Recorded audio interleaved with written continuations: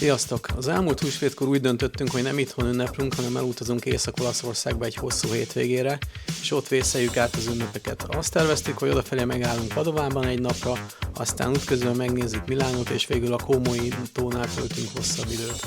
Padovában, Észak-Olaszország egyik legidősebb városába 6 órás utazás után érkeztünk, ezért nem sok időnk volt városnézésre.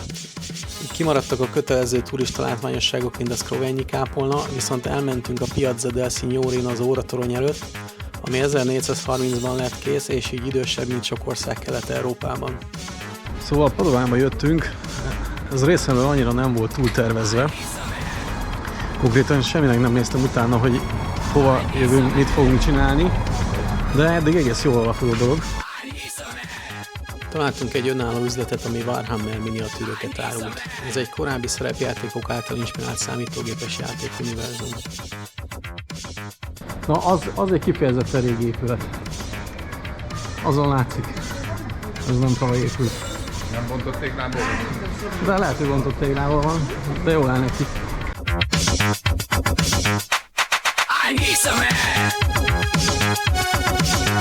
Ezután a Padovai Egyetem épület előtt sétáltunk el.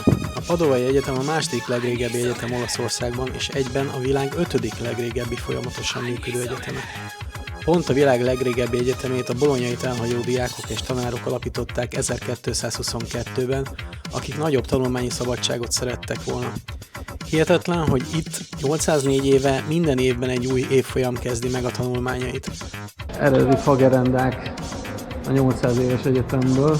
Összehasonlításképpen Magyarország legrégebbi egyetemét 1367-ben alapították Pécsen, de az csak alig pár évig működött, és nem jogfolytonos a mai PTL-vel, amit máshonnan költöztettek Pécsre a 20. században. Eddigre már nagyon megéheztem, ezért kerestem egy helyet a közelben, ahol tudtam piadinát venni. A család nem akart vele menni, ők étterembe szerettek volna menni.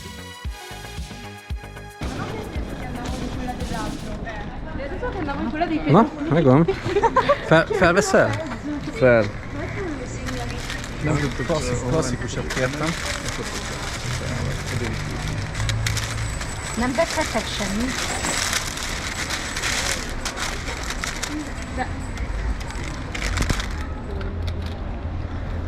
Igaz, még csak a tészta része.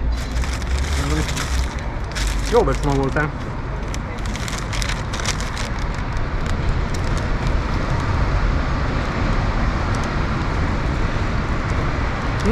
Gluténes. Vagy? Biztos megjött a nyugdíj. Persze, miután a család megkóstolta az én piadinámat, ők is kedvet kaptak, ezért beültek ők is rendelni. Duda annak ellenére elvett, hogy ő elvileg gluténérzékeny. Persze semmi baja nem lett tőle. Padovára.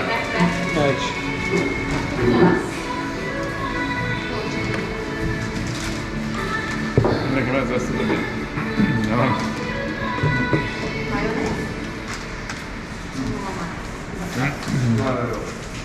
Igen? Ízlik?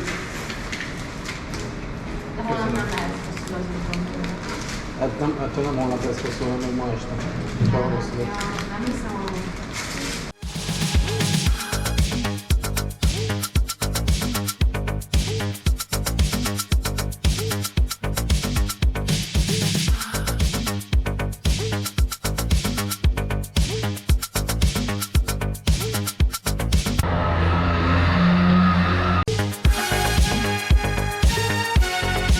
Ezután folytattuk tovább a városnézést, és megnéztük a főteret.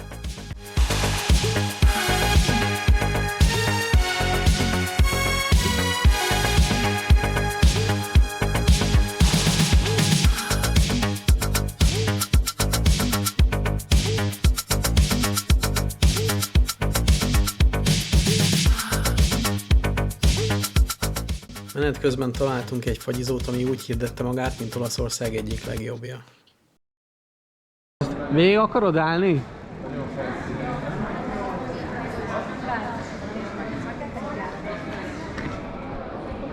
Ide beállok helyettetek, jó? És aztán, és az kiderül, ha nem fagyizó, akkor mi van? Van kávés is.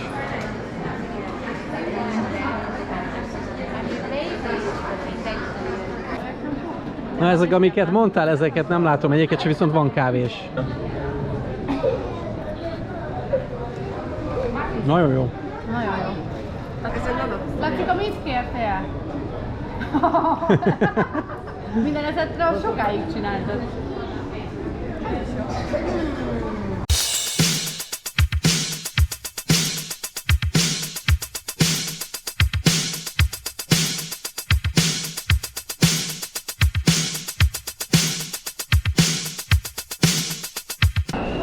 Akkor az erkély, hogy fel se tudsz állni.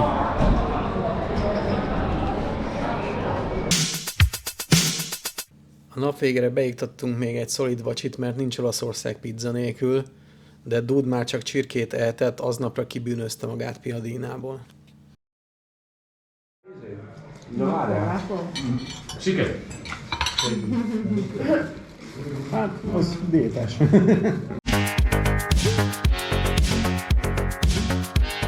Következő nap rövid utazás után milánói városnézés következett. Sok időnk nem volt, mert kellett mennünk tovább a Rézébe, ezért csak letettük valahol az autót és bemetróztunk a belvárosba. Ha már húsvét, akkor megnéztük a Dómot, visszafogottan csak kívülről, majd szétnéztünk a második Viktor Emmanuel passzázsban. A második Viktor Emmanuel passzázs egy kereszt alakú fedett árkád, ami a 19. század második felében épült a londoni Burlington Arcade mintájára. Csak luxus üzletek és éttermek vannak benne. Rendőrök. A bobik? Igen, ezek a bobik. Duddal benéztünk egy-két üzletbe, köztük a Louis Vuittonba is, de jellemzően forgatni sehol nem tudtunk.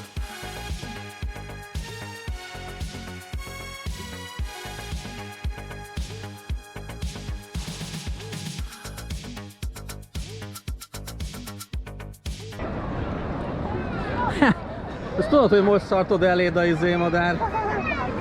Mielőtt tovább indultunk volna, még elhatároztuk, hogy beugrunk a Milánói Scala kávézójába egy sütire.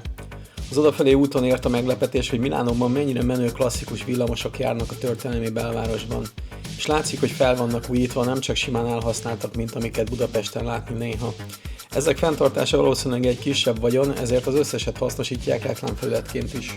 Utána elindultunk vissza az autóhoz, hogy folytathassunk az utunkat a Réze felé. A Réze biztosan sok minden másról is nevezetes, de mi azért mentünk oda, mert ebben a városban van az Alfa Romeo.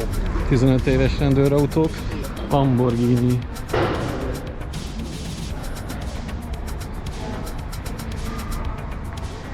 Ez milyen rendszám ez?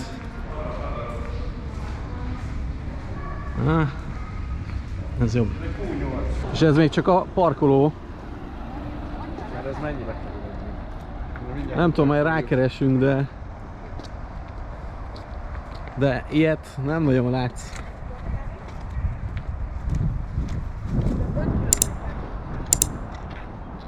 Egész pontosan az Alfa Romeo gyári múzeumát látogattuk meg. Erről rengeteg az enyémnél sokkal jobb videót találhattok a YouTube-on, én most csak röviden olyan dolgokat mutatok meg, amik különösen kiemelkedőek, vagy számomra gyerekkori emlékeket idéznek meg. 12. Volt neki gyújtó trafója. Ja. Disztribútor. Mikor 38 is, és már akkor Bosch volt az elektronika.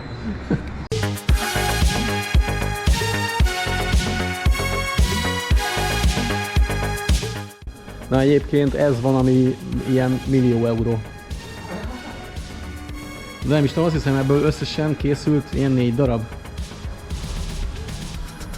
Ezt meg kéne néznem. Az Alfa Romeo most talán nem a legkiemelkedőbb korszakát éli, de itt egy példa, ami bemutatja a márka és a technika színvonalának fejlődését az 1960-as években. Ezt a két autót lehetett megvenni a szalonokban 1965 körül.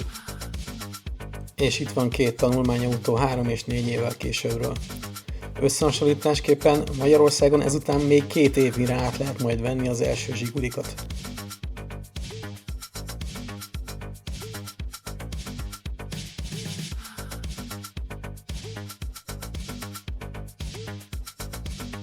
Ez pedig a személyes kedvencem, Alfa Romeo 33 Strada 1967-ből. Hú, de szép ez a motor.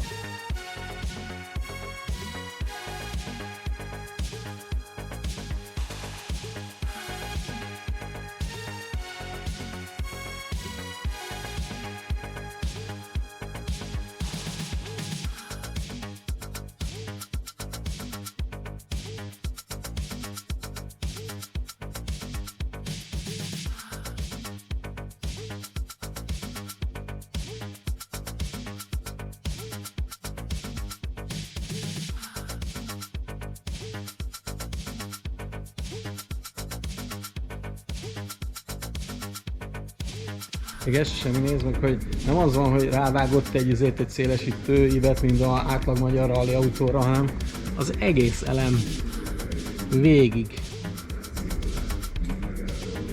megcsinálta. Hátul dettó. Olaszországban kávézónak mindenhol lennie kell, vegyük is célba. Ez egész baba. Kicsit túltervezték méretileg, nem? Hogy ez ilyen rendezvényhely. Gondolom a cégnél csinálnak valamit akkor. Közben én betolom a tiramisumat, mindenkinek ajánlom, hogy jöjjön el egyszer ide. Ha tehetitek, regisztráljatok belőle a külön teremre is, sajnos az nekünk kimaradt.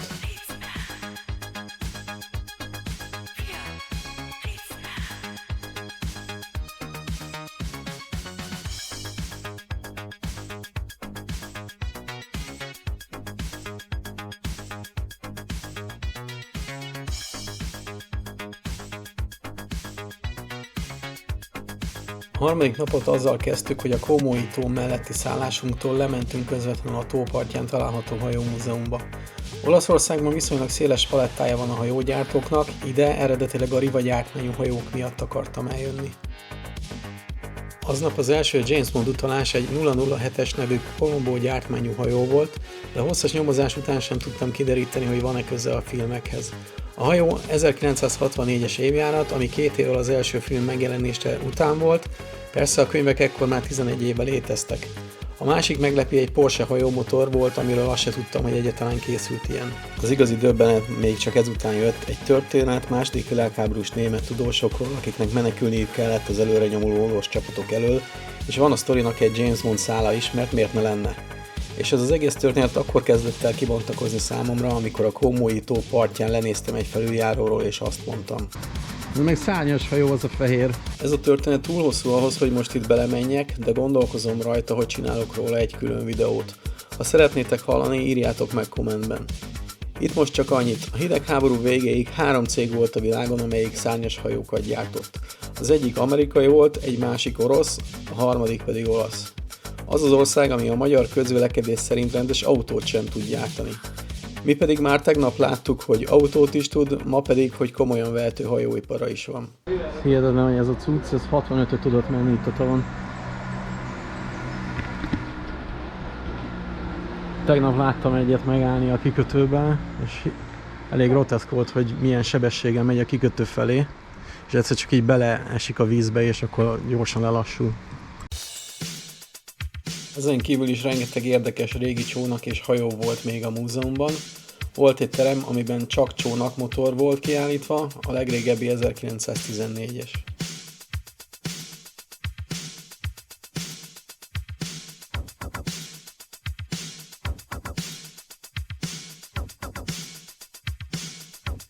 A második világháború vége felé a Komói tó hemzsegett a partizánoktól.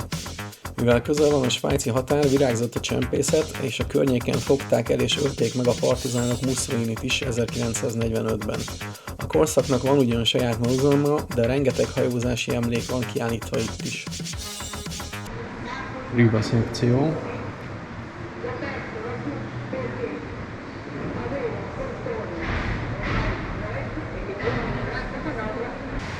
Na, ez érdekes konstrukció.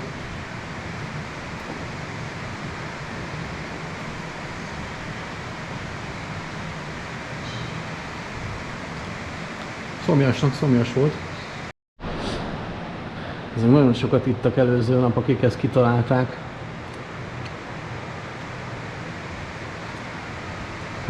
Hogy volt ennek az olajozása?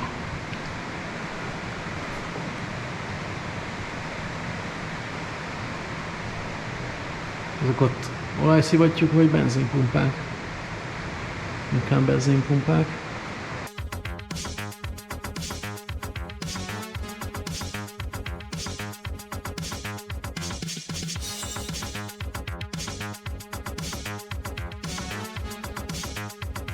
Na, meglátogatjuk Padmé hercegnőt a Kecójában. A Star Wars előzmény trilógiának a második részéből.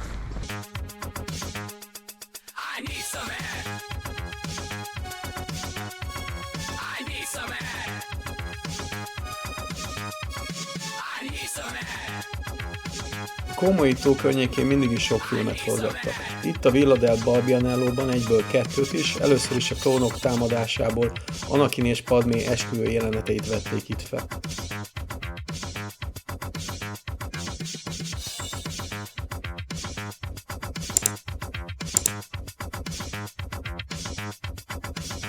A másik film, amihez vettek fel jeleneteket ebben a villában, az az első Daniel Craig szereplésével fémjelzett James Bond film volt, a Casino Royale.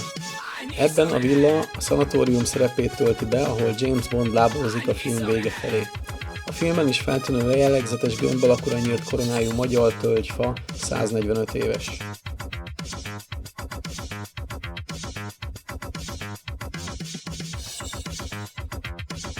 Még egy másik helyszín volt a közelben, ahol forgattak jeleneteket a Casino Royale-hoz, ez pedig Mr. White villája volt, ahol a film befejeződik. Sajnos a villa magánterület, ahova nem jutottunk be, de azért egy fotót lőttünk előtte. Hát ennyi volt az olasz hosszú hétvégénk. A furcsaság az volt, hogy ugyan húsvétkor voltunk, de ezt annyira nem vehettük észre, mert nem tolják túl a húsvéti dekorációt. Nagypéntek nem is volt munkaszüneti nap, csak egy dolog utalt az ünnepekre, hogy a szálláson kaptunk nagyon finom húsvéti kalácsot. Vasárnap még egy másik villámban belefutottunk egy helyiek által szervezett virágszépségversenybe, de utána már másnap hazaút következett. Találkozunk a következő videóban, sziasztok!